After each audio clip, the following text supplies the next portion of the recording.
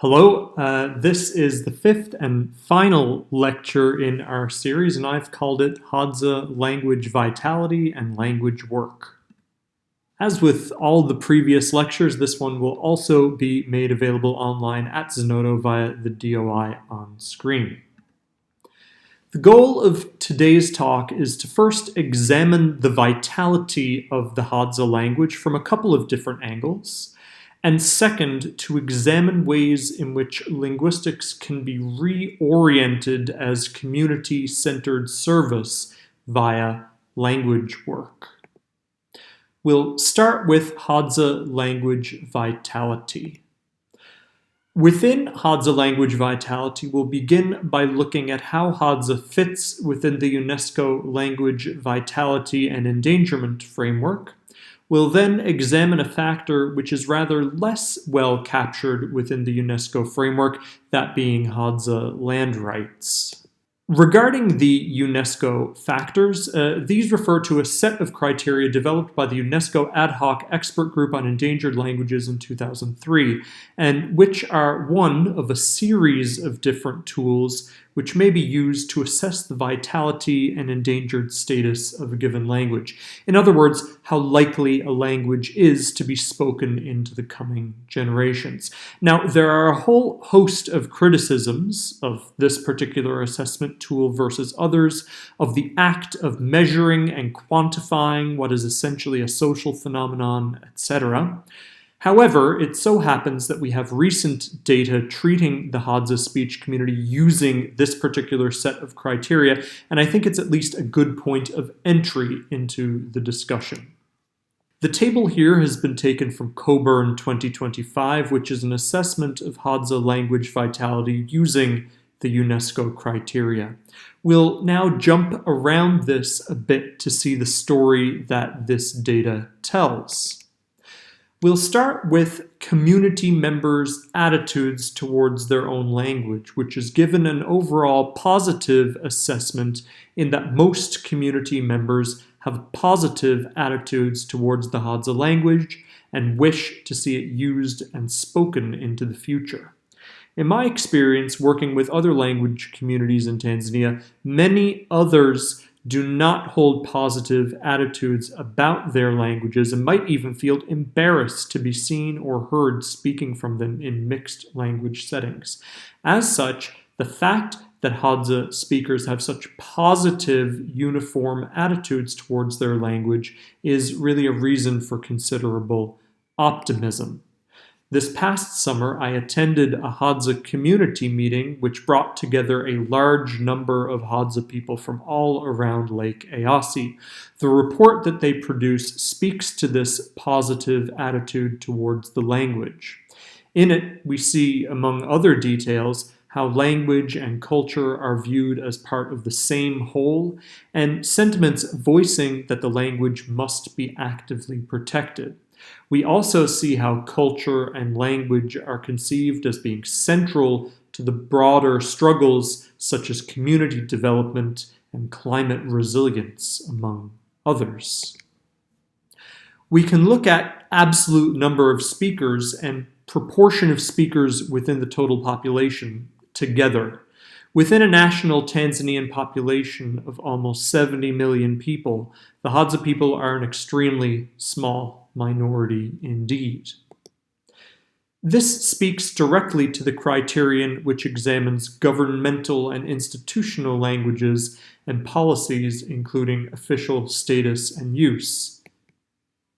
In Tanzania, a country in which over 120 languages are spoken, only English and Swahili are given official recognition.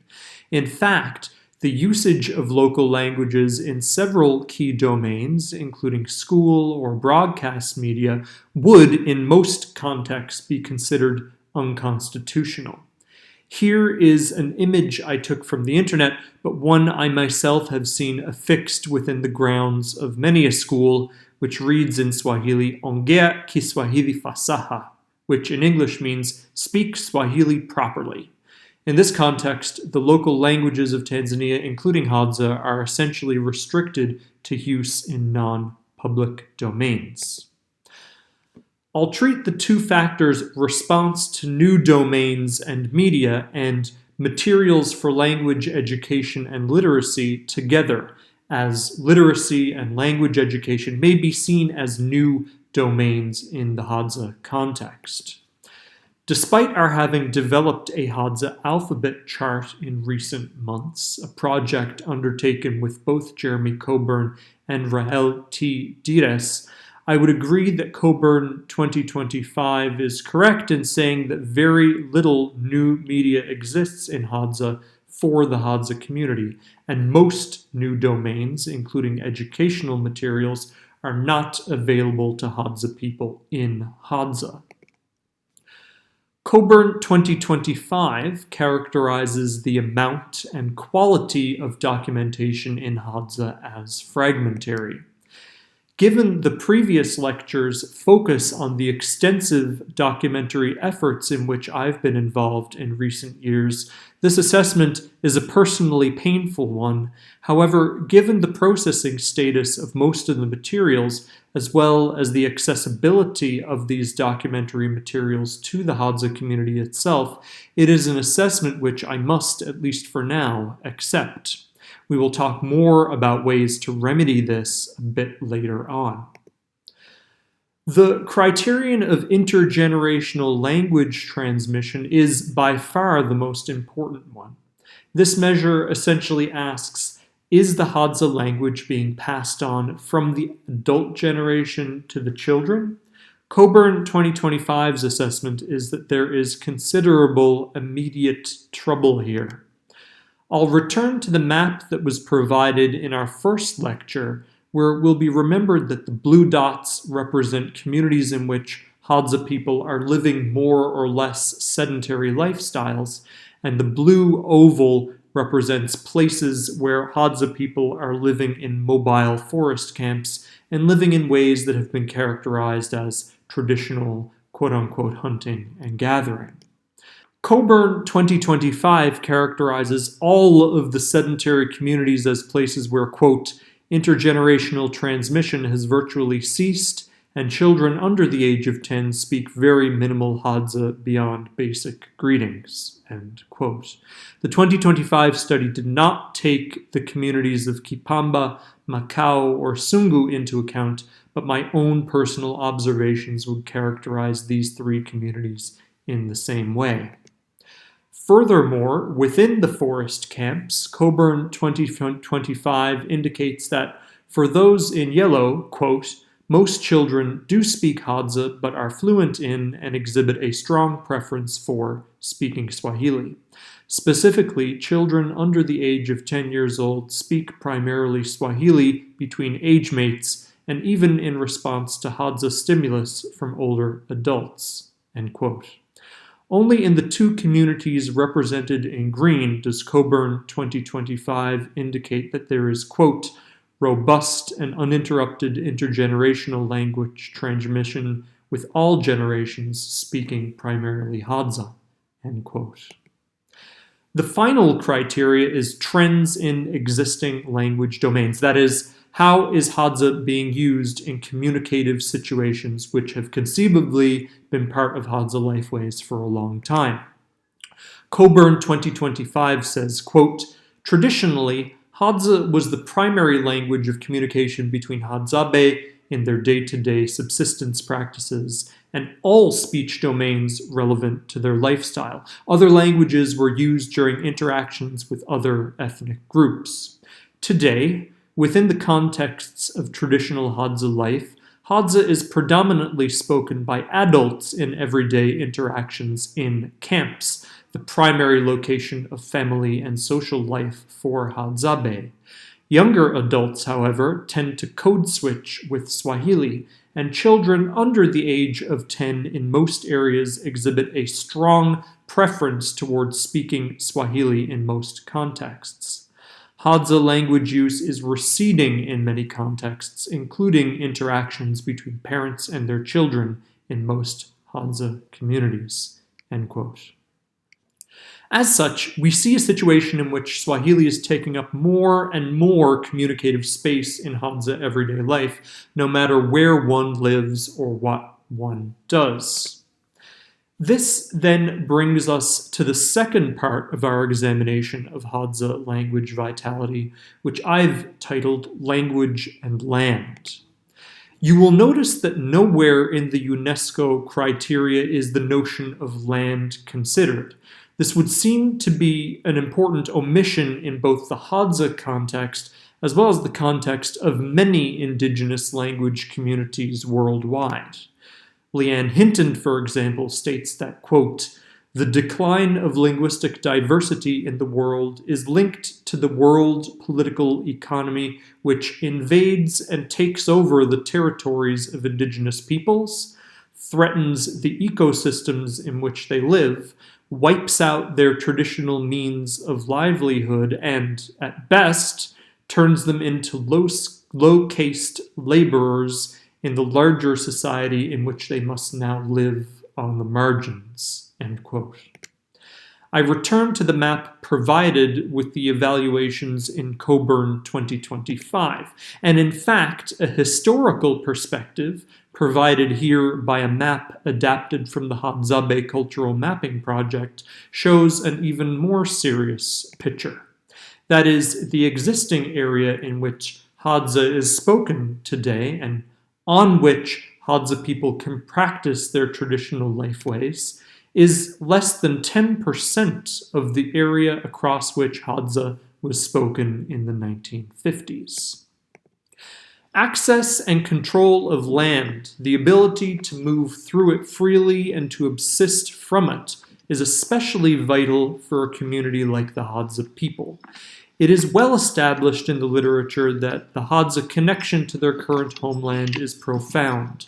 Their cultural integrity and in many cases their survival is predicated on access to specific plants, water sources, and hunting lands to which they have adapted to and served as stewards of for generations. In every sense, then, the Hadza people cannot simply choose to move elsewhere. As such, the struggle for land rights and the struggle for the Hadza language are one and the same.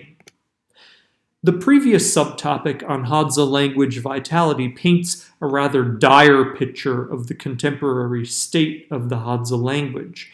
Ending our lecture, and indeed the entire lecture series here, would be somewhat misleading, however, in that I think that endangerment narratives risk displacing the equally important work of examining vital Hadza futures and doing the work of making this so.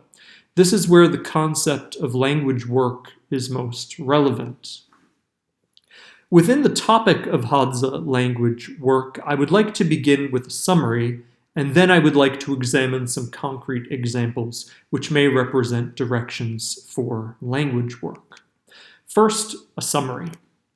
The previous components of this lecture series featured 4 distinct discussions of aspects of the Hadza language, each focusing on slightly different constellations of elements.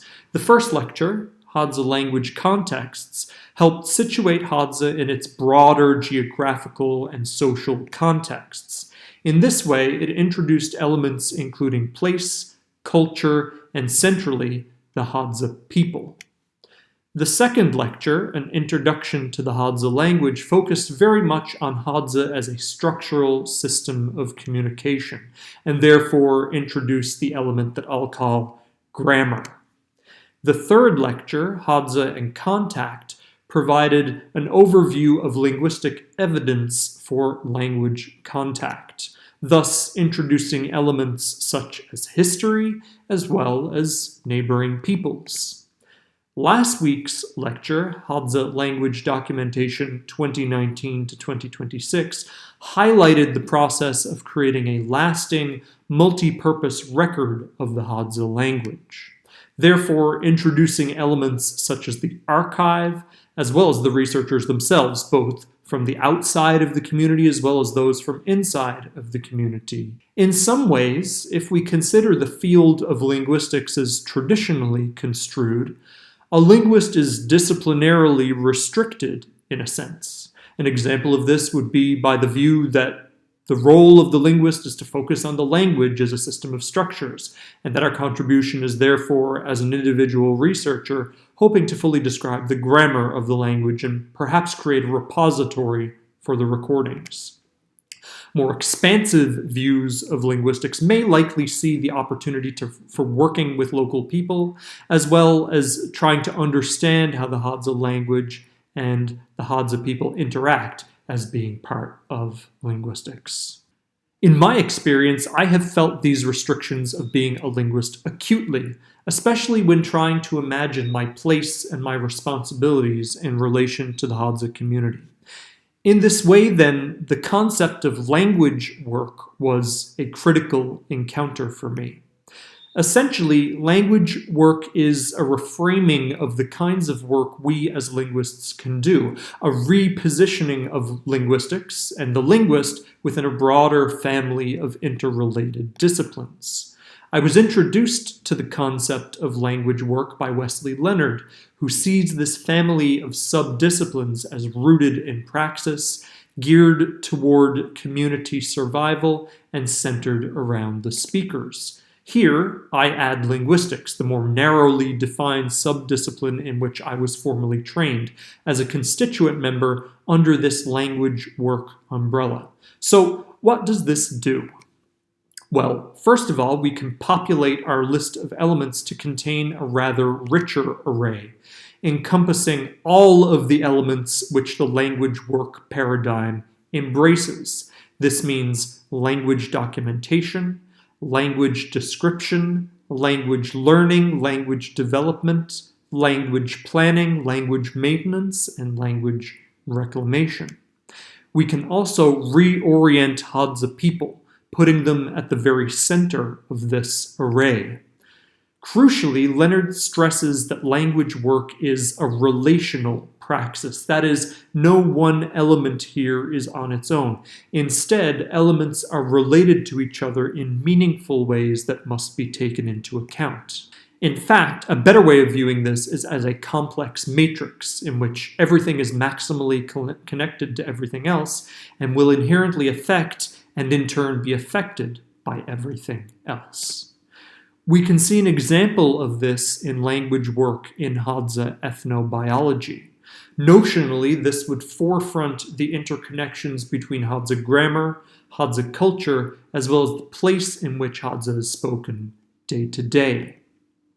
Consider this short clip, itself part of a larger recording in which Tumaini Njagela talks about life in the forest during the dry season. Ishona abaalako ikichamea kwa maana kenena ko sasa kakena unu tsikipao kwete kuyuta niko akweboko etsukuniko ketia bamusha ahua ikato kwa idata ko tichikomba akwa sasa bamusha. During this clip, itself focused on honey, I would like to call your attention to a word Tumaini uses for honey. This is the form highlighted here, ahu. The free translation introduces the concept of honey, but quite literally, Tumaini refers to this hard, dried honey, not as honey, but as animal skin. In this interesting polysemy, we can see two fields of meaning collide, that of honey gathering and that of hunting. This is a fascinating case and tells us something about the fields of metaphor that Hadza speakers draw on to describe the world around them in a precise and environmentally integrated way. Hard, viscous honey, honey which must itself be cut using a knife, is animal skin. This kind of work is important on many levels, in not only understanding how to talk about honey and honey hunting in Hadza, but also in how Hadza culture influences the way in which words come to attain their meanings. Here, we can also see how closely tied the language and the culture is to the land itself, which both forefronts the Hadza people's place in the lands surrounding Lake Eyasi, but also forefronts the words, stories, and traditional ecological knowledge which stands to be lost if the Hadza language were to no longer be spoken and used in and around Lake Eyasi. This example comes from the very beginning of a funded project called AfroBee, which started just at the beginning of this year. Another example of this is a language work approach to Hadza historical linguistics. Notionally, the connection between Hadza grammar and Hadza history are forefronted here. In the third lecture of this series on Hadza, language and contact, the methodological challenges of working with a language isolate such as Hadza were outlined.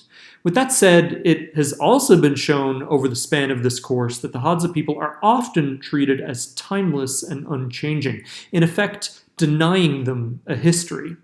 My colleague Matthew Knisley has argued elsewhere that when a people's past is reconstructed as timeless, it effectively discourages investigation into their history and how they may have changed. Taking this a step further, I also suggest that such quote-unquote timeless peoples, having been denied their histories, make incredibly convenient targets upon which to project any manner of bias or belief. We see this today in how Hadza people are treated by tourists and less scrupulous researchers.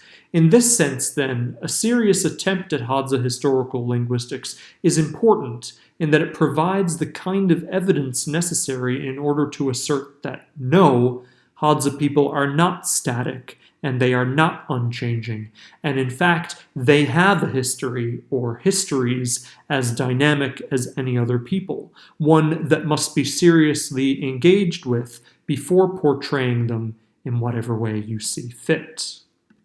As a third example of language work, I'd like to return to the Hadza archive.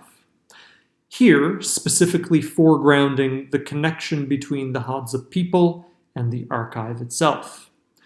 As we have seen above, Coburn 2025 characterizes the Hadza archive as fragmentary, specifically in that most of the materials stored there are not available in any meaningful way to the Hadza community, meaning that they are, at present, unusable for any sort of language maintenance or revitalization efforts. This way, he has identified a particularly exciting opportunity for useful work. One of the concepts I've been thinking about is that of archive as library, which puts use, inclusivity, and dynamism at the heart of the digital repository. I gave a talk about this a couple years ago, which can be accessed via the QR code on screen. In finding creative ways to make these materials accessible and usable to Hadza people, the archive may be repurposed into a resource for learning, maintenance, and community survival. And finally, acknowledgements. Abu Bakr Mjeuri took some of the photos and video material used today, and I would like to thank him for that here. Those whose images appeared in this talk, I would also like to thank. The Hadza local researchers, Mariamu Anyawire, Bunga Paulo, Endeko Simon, Nange Chaka, Angela Sampson, Jacobo Lubumba, Elizabeth Minja, Mayunga Muguli, and Paulina Nyerere all deserve credit here for the work they are doing and the work they continue to do. I also acknowledge the support of the funders listed on screen. Lastly, my thanks to Mauro Tosco and the University of Turin for hosting this lecture series. Thank you, and here are my sources.